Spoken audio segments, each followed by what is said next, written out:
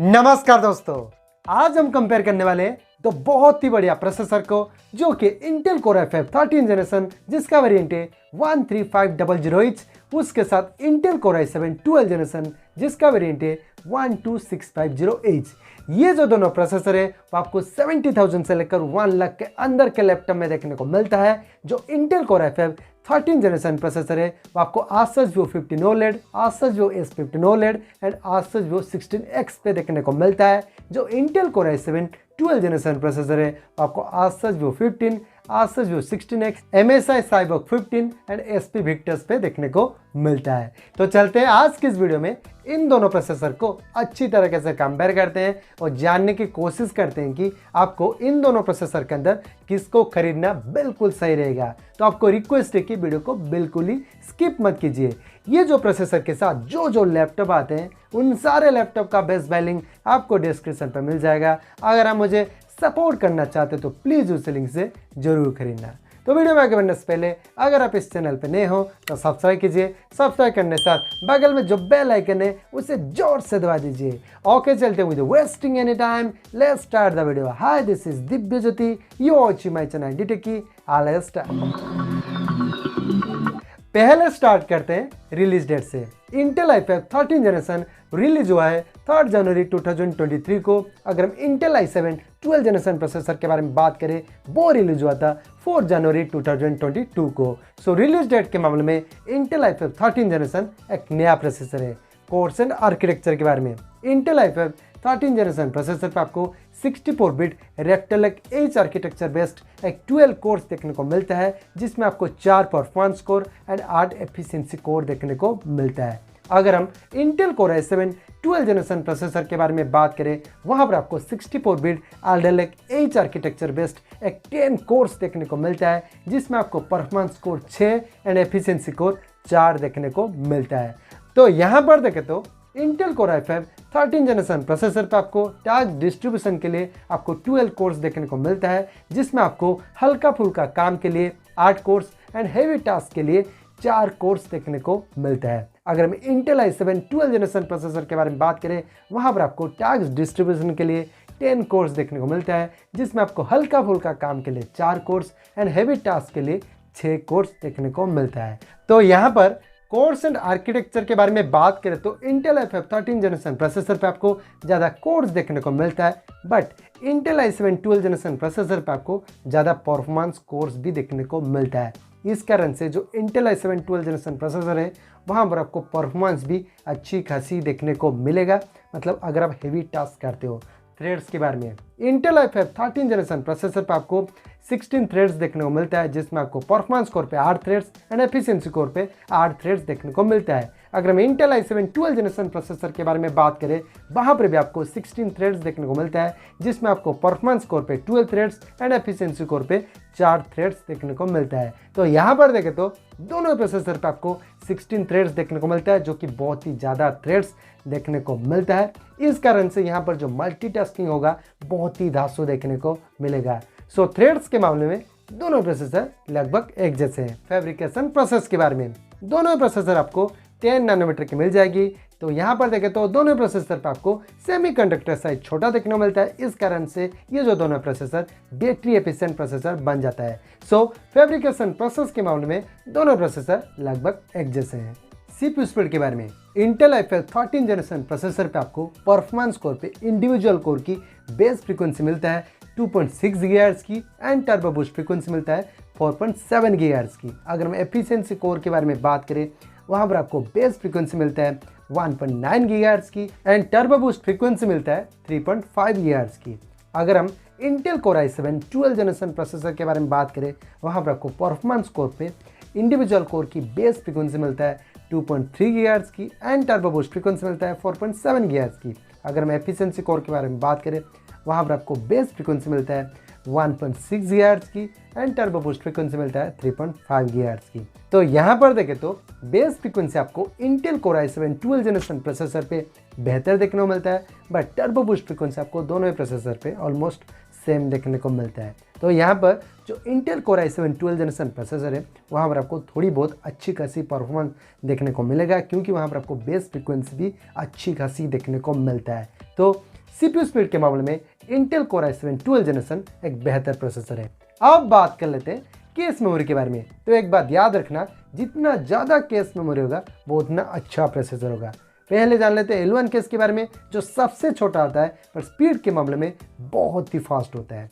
Intel i5 13 generation processor पर आपको 1.1 MB की मिलती है। अगर हम इंटेल i7 12 जनरेशन प्रोसेसर के बारे में बात करें, वहाँ पर आपको 864 KB की मिलती है। तो यहाँ पर देखें तो Intel core i5 13 generation processor पर आपको L1 केस बिगड़ देखने को मिलता है। सो L1 केस के मामले में इंटेल i5 13 जनरेशन एक बेहतर प्रोसेसर है। L2 केस के बारे में, जो L1 केस से बड़ा होता है पर स्पीड के मामले में L1 केस से कम होता है। इंटेल i5 13 जनरेशन प्रोसेसर पर आपको 10 MB की मिलती है। अगर हम इंटेल i7 12 जनरेशन प्रोसेसर के बारे में बात करें, वहां पर आपको 9.5 MB की मिलती है। तो यहाँ पर भी देखें तो इंटेल i5 13 जनरेशन प्रोसेसर पर आपको L2 केस बिगड़ देखने को मिलता है। सो L2 केस के मामले में इंटेल i5 13 जनरेशन एक बेहतर प्रोसेसर है।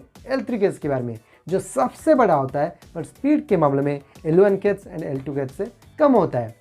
इंटेल i5 13 जनरेशन प्रोसेसर पर आपको 18 MB की मिलती है। अगर हम इंटेल i7 12 जनरेशन प्रोसेसर के बारे में बात करें, वहाँ पर आपको 24 MB की मिलती है। तो यहाँ पर देखें तो इंटेल i7 12 जनरेशन प्रोसेसर पर आपको L3 केस बिगड़ देखने को मिलता है। सो L3 केस के मामले में इंटेल i7 12 जनरेशन एक बेहतर प्रोसेसर है। GPU के बारे में, इंटेल i5 13 जनरेशन प्रोसेसर पर आपको integrated Intel iris XC graphics देखने को मिलता है, जहाँ पर आपको बेस GPU फ्रीक्वेंसी मिलता है 300 MHz की and turbo boost GPU frequency मिलता है 1450 MHz की। अगर हम इंटेल i7 12 जनरेशन प्रोसेसर के बारे में बात करें, वहाँ पर आपको इंटीग्रेटेड इंटेल USD ग्राफिक्स देखने को मिलता है, जहाँ पर आपको बेस GPU फ्रीक्वेंसी मिलता है 300 MHz की and turbo boost GPU frequency मिलता है 1400 MHz की। तो यहाँ पर देखें तो GPU फ्रीक्वेंसी आपको इंटेल i5 13 जनरेशन प्रोसेसर पे बेहतर देखने को मिलता है। उसके बाद अगर हम इन दोनों प्रोसेसर के iGPU परफॉर्मेंस के बारे में बात करें, इंटेल i5 13 जनरेशन प्रोसेसर पर आपको 1.41 टेराफ्लॉप की मिलती है and Intel i7 12 generation processor पर आपको 1.21 टेराफ्लॉप की मिलती है। तो यहाँ पर क्लियरली आप देख सकते हो कि इंटेल i5 13 जनरेशन प्रोसेसर का iGPU का परफॉर्मेंस बहुत ही अच्छी खासी देखने को मिल रहा है। सो GPU के मामले में इंटेल i5 13 जनरेशन एक बेहतर प्रोसेसर है। RAM के बारे में, इंटेल i5 13 जनरेशन प्रोसेसर पर आपको डुअल चैनल का RAM का सपोर्ट देखने को मिलता है, जहां पर आपको मैक्सिमम RAM सपोर्ट मिलता है 64 GB की। यहाँ पर आपको DDR4, LPDDR4X, DDR5, LPDDR5 and LPDDR5X का RAM का सपोर्ट देखने को मिलता है, जहां पर आपको मैक्सिमम RAM फ्रीक्वेंसी मिल जाएगा 6400 MHz की। अगर हम इंटेल i7 12 जनरेशन प्रोसेसर के बारे में बात करें, वहाँ पर भी आपको डुअल चैनल का RAM का सपोर्ट देखने को मिलता है, जहाँ पर आपको मैक्सिमम RAM सपोर्ट मिलता है 64 GB की। यहाँ पर भी आपको DDR4, LPDDR4X, DDR5 and LPDDR5 का RAM का सपोर्ट देखने को मिलता है, जहाँ पर आपको मैक्सिमम RAM फ्रीक्वेंसी मिलता है 5200 MHz की। तो यहाँ पर देखें तो दोनों प्रोसेसर पर आपको बेहतरीन RAM का सपोर्ट देखने को मिलता है, बट जो इंटेल i5 13 जनरेशन प्रोसेसर है ना, वहाँ पर आपको हायर फ्रीक्वेंसी का RAM का सपोर्ट देखने को मिल रहा है। सो नो डाउट RAM के मामले में इंटेल i5 13 जनरेशन एक बेहतर प्रोसेसर है। TDP के बारे में, जो हम बोलते हैं थर्मल डिजाइन पावर के बारे में, पहले जान लेते हैं ये TDP क्या होता है।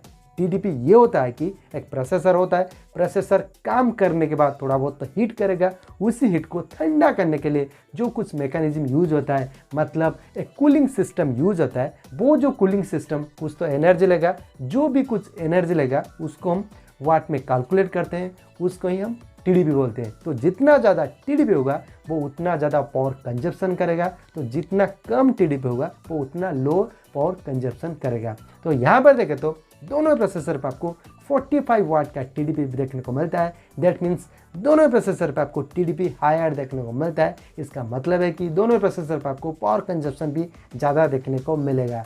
सो TDP के मामले में दोनों प्रोसेसर लगभग एक जैसे हैं। CPU टेम्परेचर के बारे में, दोनों प्रोसेसर पर आपको मैक्सिमम ऑपरेटिंग टेम्परेचर मिलता है 100 डिग्री सेल्सियस की। इसका मतलब है कि दोनों प्रोसेसर बहुत ही गर्मी झेल सकता है। सो CPU टेम्परेचर के मामले में दोनों प्रोसेसर लगभग एक जैसे हैं। PCI Express वर्जन के बारे में। Intel i5 13 जनरेशन प्रोसेसर पर आपको वर्जन 5.0 का सपोर्ट देखने को मिलता है and Intel i7 12 generation processor पर आपको वर्जन 4.0 का सपोर्ट देखने को मिलता है। तो यहाँ पर देखें तो Intel i5 13 जनरेशन प्रोसेसर पर आपको लेटेस्ट जनरेशन का PCI Express वर्जन का सपोर्ट देखने को मिलता है।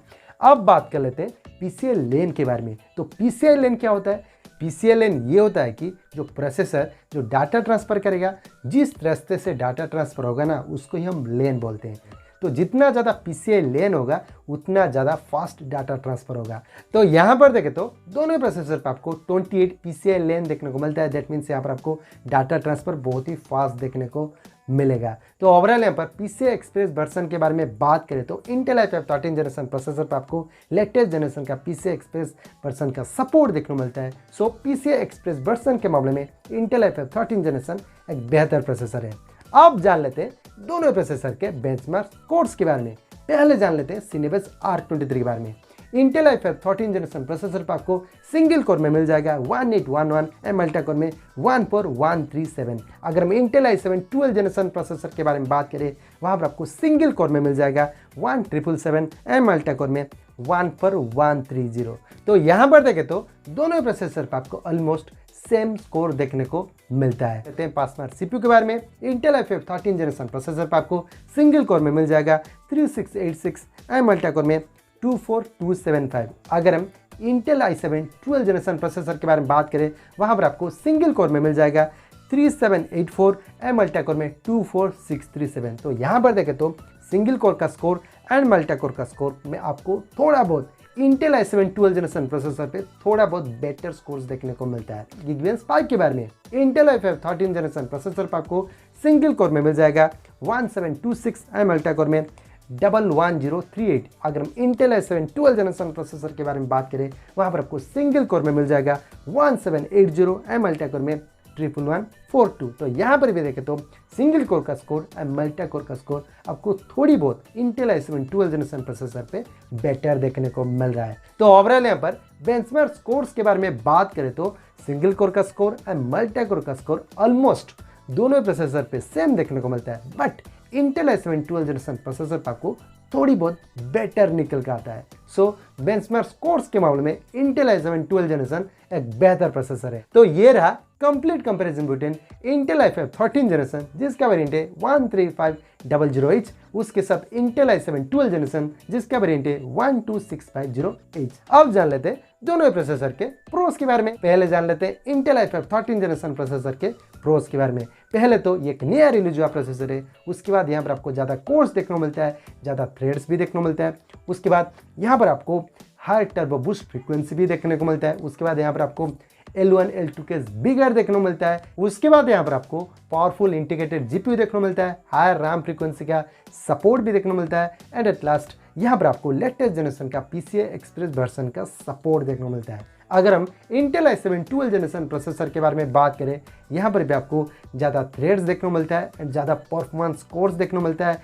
उसके बाद यहाँ पर आपको base frequency and turbo boost frequency better देखने को मिलता है। उसके बाद यहाँ पर आपको L3 केस बिगर देखने को मिलता है एंड एट लास्ट यहाँ पर आपको बेंचमार्क स्कोर्स थोड़ी बहुत अच्छी देखने को मिलता है। तो ओवरऑल यहाँ पर कंक्लूजन के बारे में बात करें तो इन दोनों प्रोसेसर के अंदर कौन सा ज़्यादा बेटर प्रोसेसर है, मेरे हिसाब से ये जो दोनों प्रोसेसर है ना, बहुत ही पावरफुल प्रोसेसर है एंड एक फैंटास्टिक प्रोसेसर है। दोनों प्रोसेसर इतना ज़्यादा पावरफुल प्रोसेसर है कि आप बहुत ही ज़्यादा हेवी टास्क इन दोनों प्रोसेसर के साथ आप आराम से कर पाओगे। अगर आप इन दोनों प्रोसेसर के अंदर किसी एक को विनर घोषित करना चाहते हो तो मेरे हिसाब से जो Intel i7 12 जनरेशन प्रोसेसर है ना, वो थोड़ी बहुत बेटर प्रोसेसर है। वो आपको थोड़ी बहुत ज़्यादा अच्छा परफॉर्मेंस देगा क्योंकि वहाँ पर आपको CPU फ्रीक्वेंसी अच्छा खासा देखने को मिलता है। उसके बाद यहाँ पर आपको परफॉर्मेंस स्कोर भी ज़्यादा देखने को मिलता है। आप क्लियरली बेंचमार्क स्कोर्स पे देख सकते हो कि जो Intel i7 12 जनरेशन प्रोसेसर है वो थोड़ी बहुत अच्छा परफॉर्म कर रहा है Intel i5 13 जनरेशन